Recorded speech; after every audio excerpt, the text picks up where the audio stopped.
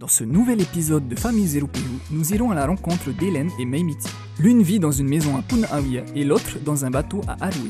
Comment aborde-t-elle le défi zéro déchet? C'est ce que nous allons découvrir tout de suite.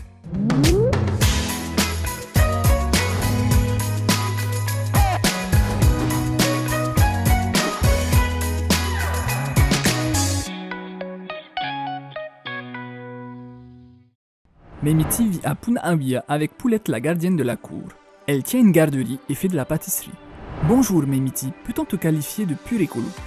Non, j'aimerais bien, mais non, c'est assez difficile d'être écolo pur et dur vu que voilà comment on est entouré, comment le système est fait, donc voilà, c'est difficile. Et puis niveau jardinage, compostage et tout ça, je suis une vraie débutante. Qu'est-ce qui t'a décidé à participer à ce défi? Mais en fait, depuis toujours, ça m'insupportait les gens qui jetaient tout et n'importe quoi sur la route ou par terre, sur la plage. Principalement sur la plage parce qu'on était souvent à la mer et puis on voyait tout traîner et tout. Et puis voilà, ça a commencé comme ça. Et puis petit à petit, on a mis en place des petits gestes quotidiens pour limiter les déchets à la maison. J'ai fait la connaissance de Poulette en me baladant dans le jardin. Oui, alors j'ai ma petite Poulette qui me pond un œuf par jour. Donc le composteur lui sert bien parce que justement elle va se nourrir de tout ça. Et puis voilà, donc du coup on profite de ses œufs. Est-ce vraiment meilleur que les œufs industriels? Il n'y a pas photo, il n'y a pas photo. Le goût est différent et puis tu sais ce qu'elle a mangé ta poule. Tu sais que voilà, ce qu'elle a avalé, c'est que il n'y a pas de produits chimiques, c'est que du sain, du bon pour la santé, et c'est ce qu'il faut. Déjà, la couleur, à la base, l'œuf qu'on achète, il est jaune pâle, il n'est pas beau, alors que l'œuf qu'elle nous produit, il est d'un jaune bien foncé, bien... Et quand tu le manges, c'est que du délice, hein, c'est un pur délice. Et ce n'est pas la seule locataire des lieux, n'est-ce pas? Oui, les abeilles. Ah, elles font le boulot toutes seules. Hein. Elles n'ont pas besoin de nous pour produire du miel. Tu passes du temps à juste observer et ça t'apaise. Je sais pas pourquoi ça fait ça, mais... Oui, ceux qui sont stressés, voilà, mettez-vous devant une ruche et le stress y partira. Quand on parle de laisser faire la nature, ça me rappelle le lombricomposteur qui est habité par les vers. Est-ce que eux aussi font leur travail tranquillement? Au bout de 2 jours, ils étaient morts. Il n'y avait plus rien, il n'y avait plus de vers, donc il faut que je revoie Philippe et Johnny. Est-ce que Poulette ne serait pas à l'origine de cette blague? Ah, non, normalement non, c'est bien fermé. Elle peut pas y aller. D'accord, Poulette n'a donc aucun souci à se faire. Tu nous parles de Johnny qui a animé un atelier. Est-ce que ces initiatives vous aident vraiment? Ah oui, quand j'ai vu ça, ça m'a super intéressée dans le sens où je savais que j'allais avoir des petites astuces en plus et je savais que ça allait beaucoup nous aider, justement pour faire en sorte de sauver notre planète.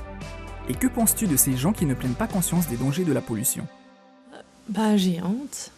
J'ai honte de mon pays parce que on sait que non seulement pour nos enfants, mais aussi pour les touristes qui passent par là. L'autre jour, je passe sur le bord de la route et puis il y a une pile de canettes tout le long du trottoir. Et oui, ça fait honte.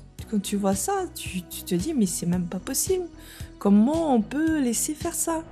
Meimiti, tu n'es pas la seule à trouver ça désolant. Je te présente Nicolas Delongeau qui a lancé un appel pour nettoyer les plages de surf de la côte Est.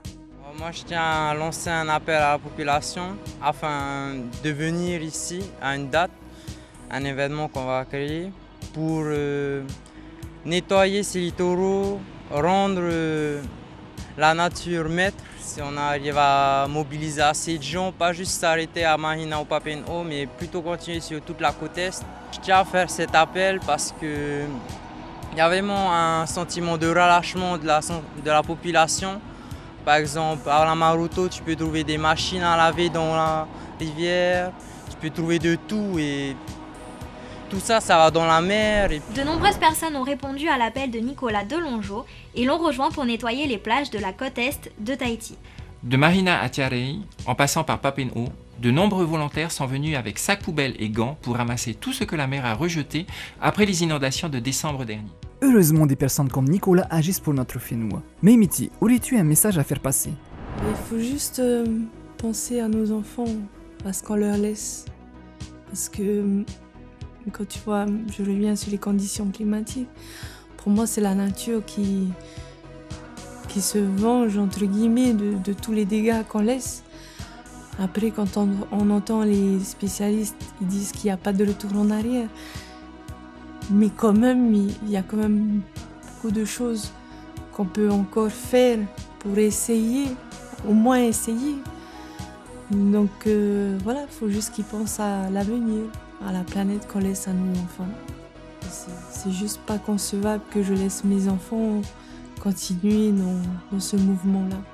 Tu as totalement raison, Maïmiti, c'est maintenant qu'il faut agir pour les générations futures. Je te remercie pour ce beau témoignage et te souhaite le meilleur dans ton parcours. Nous rejoignons maintenant Hélène qui vit à Arouet en colocation sur un bateau. Elle surfe et pratique le yoga. Bonjour Hélène, quelles ont été tes motivations par rapport à ce défi? Moi, c'était très important pour moi déjà en métropole de faire attention à ma consommation et à mes déchets et à impacter le moins possible sur l'environnement. Et quand je suis arrivée à Tahiti, ça m'a un petit peu sauté aux yeux, toute cette pollution environnante. Et voilà, en étant sur une île, je trouve que tous nos gestes sont démesurés en termes de pollution, parce qu'on ne peut pas tout traiter sur une île, ou on ne peut pas donc faire encore plus attention qu'ailleurs. Et du coup, j'ai eu ça, j'ai proposé le défi à mes colocs et à mon copain, ils étaient d'accord, ça m'a fait plaisir et on s'est lancé dans le défi sans trop savoir ce que ça allait donner. Et quels ont été tes arguments pour faire participer la colocation? C'était important, ils l'ont compris de suite, il n'y avait pas vraiment d'arguments avancés, c'était logique. Et si on leur demandait directement? Ça m'a motivé parce que moi, je suis aussi sensible au niveau de tout ce qui est environnemental. Puis bon là j'ai passé de formations je suis spécialisé dans les matériaux. Donc je connais aussi tout ce qui est un peu la plasturgie, comment c'est produit en réalité, mais la côté environnement renouvelable ou revalorisation des matériaux sont assez difficiles. Et m'engager dans un genre de projet comme ça, j'ai totalement adhéré parce que j'aime bien ça et je connais un peu les débouchés, quoi. Merci Benjamin, revenons à toi Hélène. Qu'est-ce qui a été le plus bénéfique pour toi dans cette aventure? Les rencontres, beaucoup de rencontres. J'avais l'impression d'être un peu seule au départ à penser comme ça, même si je sais qu'il y avait énormément de personnes déjà sensibilisées à l'environnement et aux déchets, au traitement des déchets. Mais là, j'ai vu qu'il y avait des centaines de personnes qui en fait peuvent s'entraider, partager, etc. Donc par les ateliers, j'ai rencontré Johnny Ridge, qui est un agriculteur qui essaye qui développe l'agriculture naturelle en milieu tropical. Donc quelqu'un d'érudit qui était passionné et qui m'a donné envie de continuer dans cette voie. Je vois que c'est possible, tout le monde y arrive quand on se donne un peu les moyens. Donc c'est vrai qu'il y a plein de belles rencontres, Philippe aussi Darius, Alexandra pour les cosmétiques. Enfin vraiment, il y a plein de belles rencontres et c'est vraiment pour moi le gros point positif de ce défi aussi. Et la plus grosse difficulté? Être régulier, c'est-à-dire que les efforts au quotidien peuvent être faits, mais c'est vrai que des fois, quand on va dans les grandes surfaces, tout est PW, tout est suremballé, tout est plastique, donc ça c'est des fois un peu un coup de mou et se laisser tenter par tout ce qu'on nous jette au visage. Donc essayer d'être régulier, de faire des efforts au quotidien, c'est faisable, mais tenir un petit peu être rigoureux pendant 6 mois, pas 6 mois, mais 4 mois, je crois. Ouais, c'est dur, c'est le plus dur pour moi, être régulier dans ses démarches et dans ses efforts. Du coup, sur un bateau, ça doit être encore plus délicat, non?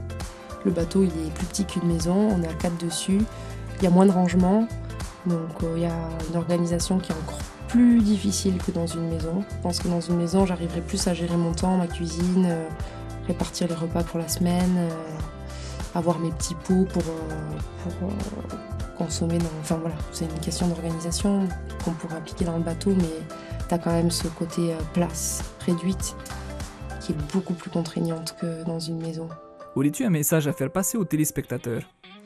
Je pense qu'il faut penser aux générations qui suivent. C'est pour moi hyper important. Comme je le disais au début, voilà, c'est une île, on est loin de tout et on doit prendre ça comme un trésor à préserver. Et c'est vrai que tout ce qui est rejeté nous revient en pleine face plus rapidement que peut-être dans le reste du monde. En tout cas, on le verra plus vite. C'est pas pour ça qu'on doit faire plus d'efforts, mais en tout cas, c'est essentiel.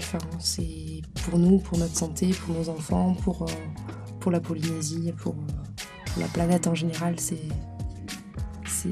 inévitable. Merci Hélène de nous avoir partagé ton quotidien écolo. Nous terminons donc cet épisode avec ces derniers mots et à bientôt dans Famille Zéro Pérou.